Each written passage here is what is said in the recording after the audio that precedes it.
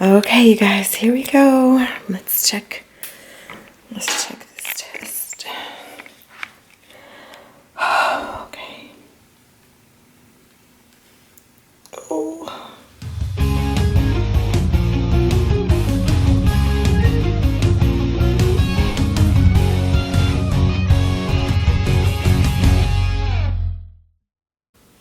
Hey everybody, today's video is not a hair tutorial, but it is something that's more informational, kind of like a chat, and wanted to share this with you guys for quite some time, and I'm finally in a place where I think I can get through it without crying, fingers crossed. But I want to first share a few disclaimers with you all. This video is going to be very transparent and may be considered kind of graphic because I'm going to share some specific information regarding fertility, pregnancy, so on and so forth. And so if you don't want to continue watching, you can go ahead and stop at this time. Also, I'm not a medical professional, so please just take this video for what it is, and that is for me to just share my journey with you guys, as well as share some helpful information with you concerning a very sensitive subject. And I've been married for 14 years, and we've been trying to conceive or trying to have a baby for 12 of those years. And I've gone to several doctors, about 10 or 12 doctors over the course of these years, just trying to seek help, trying to find treatments that would work to help us conceive, and nothing has been successful up to this point. And I wanted to just kind of talk to you about some of the things that I've experienced. So when you're trying to conceive, there are several things that you do as women. We do fertility charting, which is where you take your temperature first thing in the morning, and you see based on your temperature, if you see a decrease or an increase, it kind of lets you know where you are within your cycle just based on your temperature. And when you ovulate, your temperature tends to go up just based on the hormones that are increasing based on ovulation. And when you're not ovulating or have not conceived, your temperature drops back down right before you get ready to start your period. And because I don't have a period every month, there's no telling where I would be in a cycle. And even this year, I've had one period, and that was in July. So up until July, I had not experienced a period. Most of the time I have to do medications to get a period, and sometimes it'll choose to come on its own. Like if I do a fast or something like that, I typically get a period at that time, and it's more than likely due to the fact that I'm strictly drinking water, I'm not taking in any sugar and things like that. So going back to the fact of dietary lifestyle is something that can help women with polycystic ovarian syndrome. If I'm more disciplined in that area, I know I'll probably see a huge significance in weight loss, as well as even just a hormonal balance, and just based off of what I've seen.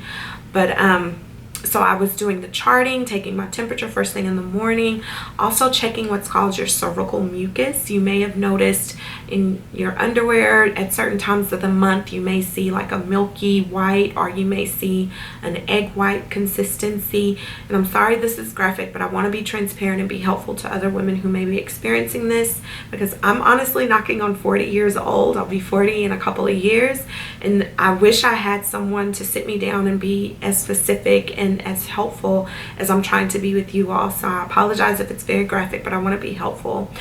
Cervical mucus is what your body produces based on the amount of hormones that your body is producing. So when you are not fertile, when you are within your infertile window, you may see what's called a sticky consistency, and it's likened to when you cook rice and you're smushing rice and it's sticky. That's what your cervical mucus would be if you're not fertile, as well as what's called a creamy consistency, where it's like a lotion. You're not fertile during that time. You're more fertile when your cervical mucus is like a watery consistency, or what's considered an egg white consistency. So imagine cracking open an egg and looking at the egg whites and how it's really gooey. That's considered egg white consistency. And when your cervical mucus is watery or egg white, you're most fertile at that time. So for me, I was always either sticky or creamy. I never produced watery or egg white consistency within my cycles, which led the doctors to believe that I was not ovulating.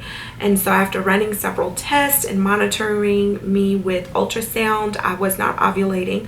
My follicles, and the follicles are what are on your ovaries that they grow before they release the egg. My follicles were not maturing and growing enough to release the egg, so they would grow to a certain point and then shrink back down. And with polycystic ovarian syndrome, your follicle sacs look like little pearls because they never grow past a certain point. They all kind of look the same size. So for me, that's what I was experiencing.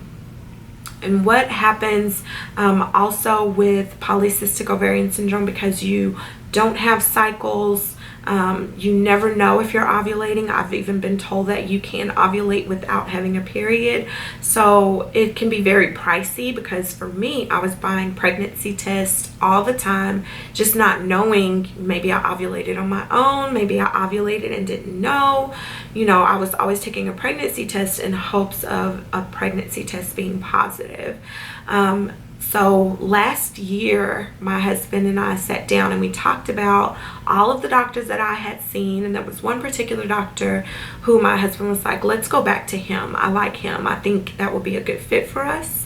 So my husband and I both went to see this doctor, who was absolutely amazing, very positive, very hopeful.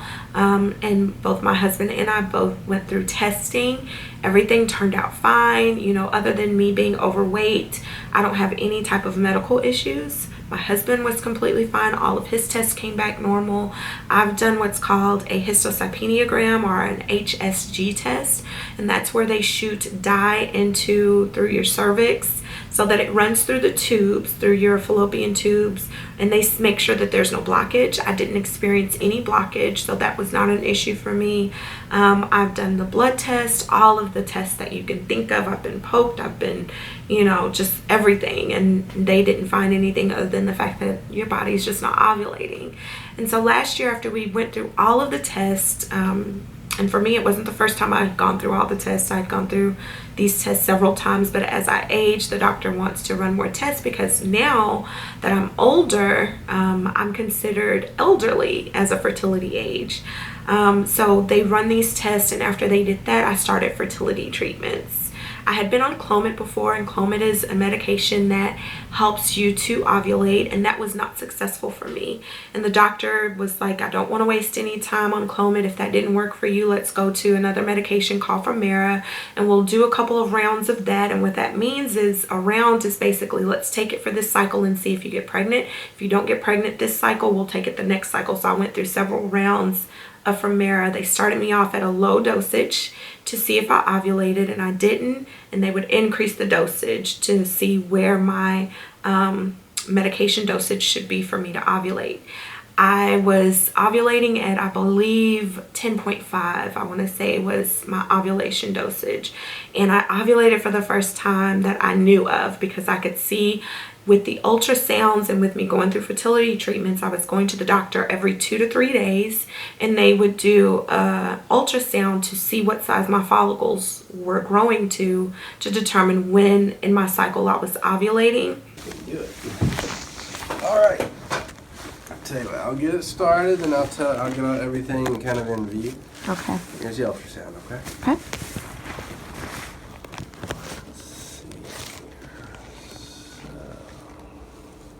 All right.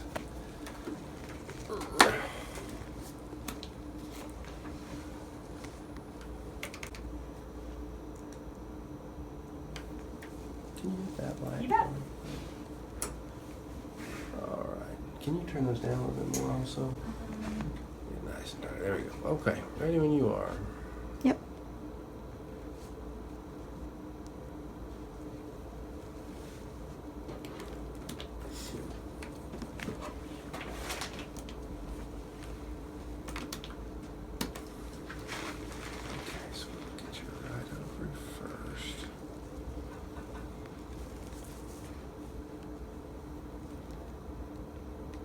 So we see lots and lots of follicles in both ovaries. We're looking for the biggest ones.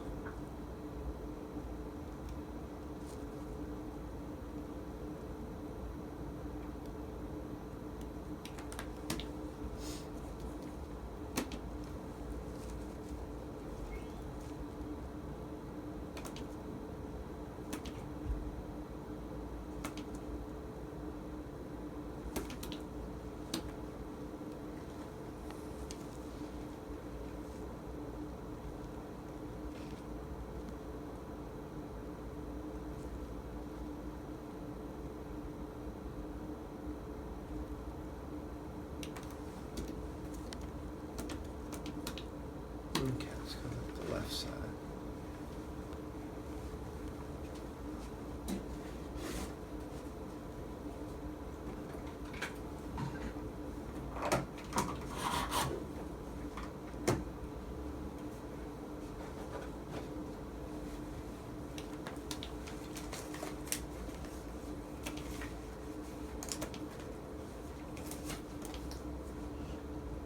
Alright, so as you can see, this is your left ovary. All sorts of follicles inside, right? And none of them really on this side stand out as bigger than the others. That's okay. This is just the first look after we started the medication. It can take a few days longer for demonstrable growth to really occur. There's one over here that does to me look bigger than the rest. Right down here. That one's just shy of 10 millimeters. Once they pass 10 millimeters is when reliable growth will happen.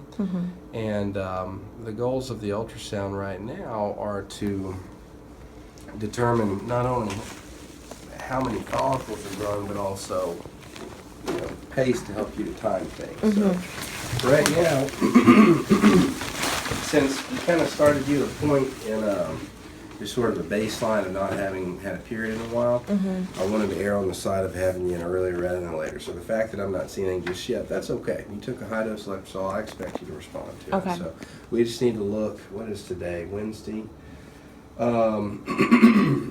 Excuse me. Gosh, I don't want you to go all the way until Monday. Are you? Friday? Yeah, let's just go ahead and look in 2 more days. Okay. Are you okay with that? Once we know how many follicles are growing, then we'll talk about how closely we want to monitor you. Okay. Because a lot of that can be done at home with the home ovulation test, unless there's a history of them not being reliable. So we'll cover all that. First, we need to make sure they're growing, and that's going to require seeing you back in 2 days. Okay. Sounds good. Thank you.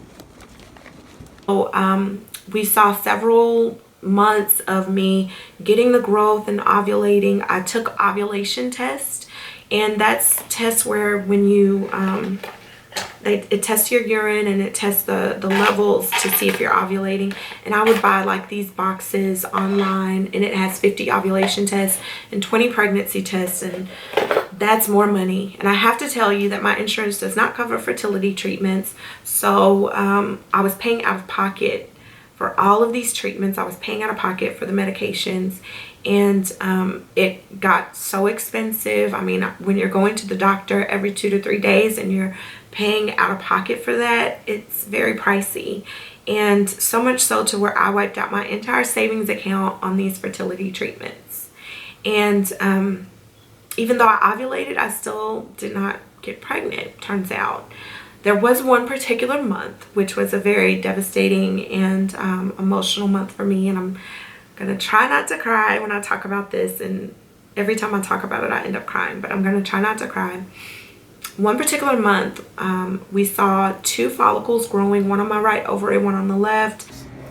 So you've got a follicle it's over 20 millimeters, it's 22, 23 millimeters today, and another one that's about 14 millimeters or so. Okay. So here's what I want you to do. Let's plan for daily intercourse for 3 days starting today. Okay. Okay, today, tomorrow, Sunday. Almost certain you're going to ovulate over the weekend.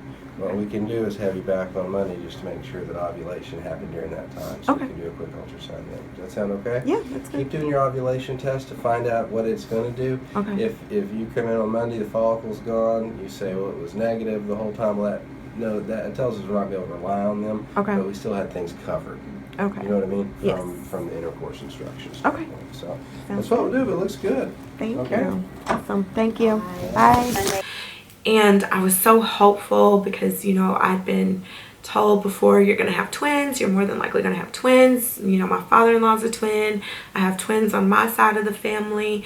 And I was so hopeful and just excited. I went and bought, you know, a cute little way to tell my husband I was pregnant and all of that. I was just so in faith and just hopeful. and I took a pregnancy test and I saw 2 lines. I'm going to post an image. Normally you put something that the camera can focus on so that you can see the lines on your camera. So I'll post a picture of the pregnancy test where I saw the 2 lines, and I was so excited. I called the doctor. They were finally excited. They were like, oh great, finally it worked. You're pregnant. Let's get you in for blood work so that I could get the confirmation. And I wanted confirmation before I told my husband. And I went in for blood work. It happened to be on a Friday, so I would not get the results till Monday, the longest weekend I ever had to go through. And after the weekend passed, the doctor told me, you know, if they didn't call me, to call them. And so I didn't get a call by noon, so I called them, and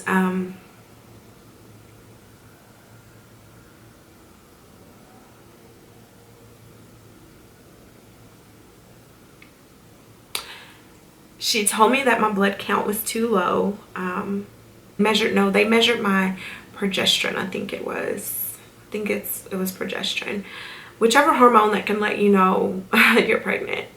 For pregnancy tests, it's HCG, but I think in my blood they were testing for progesterone.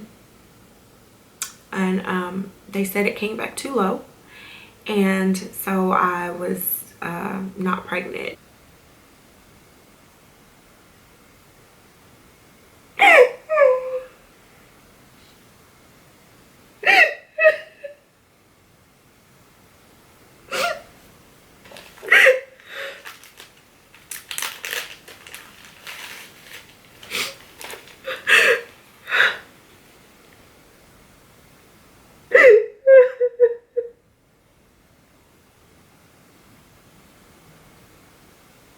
Oh God.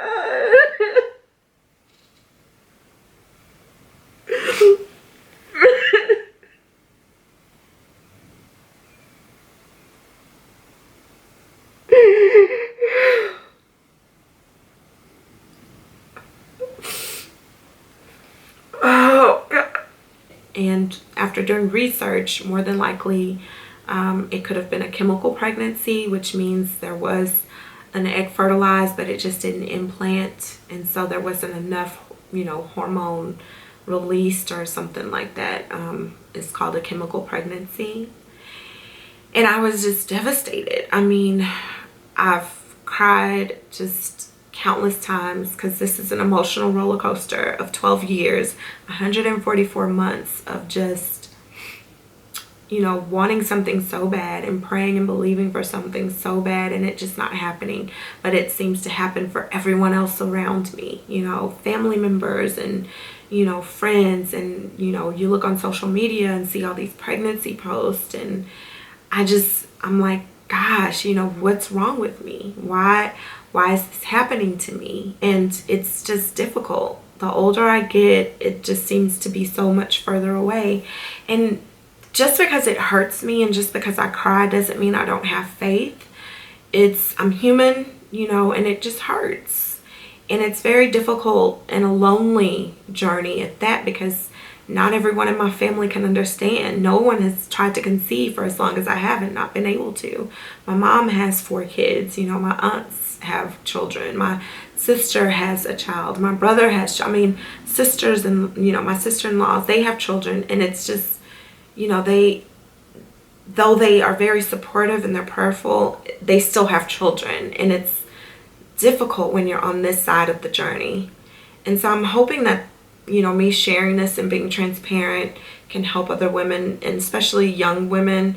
I don't know how many young followers I have, but if you are experiencing irregular periods, please go to the doctor, get things checked out, because you don't want to wait until you're knocking on 40 and then, you know, finding out that you're, you know, dealing with infertility issues and, you know, unable to have a child, and just going through that battle. So what's next for my husband and I? Well, we stopped the treatments because, like I said, I wiped out my savings. We have no money to spend, and the doctor didn't want to continue the cycles on the Fermera medication because it did not result in pregnancy. He wants me to either do IUI, which is intrauterine insemination, where they give me medication to help me to ovulate, but they insert my husband's sperm further into the uterus in hopes of fertilization. And that's like $3,000 to $5,000 each time you do that, and it's not guaranteed. And we don't have $3,000 to $5,000 to do that. And then if I don't do that, then IVF, which is in vitro fertilization, where they take a matured egg out or several eggs out, and they basically take his sperm in a dish, and they insert the sperm directly into the egg. It's more precise. And then they take the fertilized egg and then put it back inside of me in hopes that the pregnancy would take, and it would essentially make me pregnant. And that is roughly $10,000 to $15,000. And I'm like, I don't have that kind of money, at all to spend that. And like I said, my insurance doesn't cover fertility treatment. And I talked to my husband earlier this year and asked him, what do you think about a GoFundMe account? Maybe some of my supporters would contribute a few dollars here and there, and a little bit can add up and help us with at least one round of IUI, the intrauterine insemination. And he's just like, we're gonna stop treatments. Just seeing what I went through emotionally, it's just like, he was not in agreement with doing any additional type of medical assistance. So at this point, it's just me continuing in faith, me continuing in prayer, believing that God is going to bless us with our miracle child or our miracle children, and it's very difficult, you guys. I cannot lie. I just want to say thank you to each and every one of you who send me positive messages, who check on me every now and then, who send me prayers, praying for me and my husband for us to have a child. I greatly appreciate it. We greatly appreciate it. It means a lot that you all are sending your positive prayers and thoughts and things our way. We really, really appreciate it. And we have support from our church family. We have support from our family, their continued prayers. But I just wanted to be helpful. If you have any questions, you can leave that in the comment section below, and I'll do my best to respond to each and every one of them. Again, thank you all so much for your love and support. I don't just say that, I absolutely mean it. It means the world to me to have such positive supporters who I know care about, me and the journey that I've been on. So thank you so much, and I really love you guys. You guys are the best, and I cannot wait to share news with you all, hopefully in the near future, about our miracle babies. Love you guys. Bye.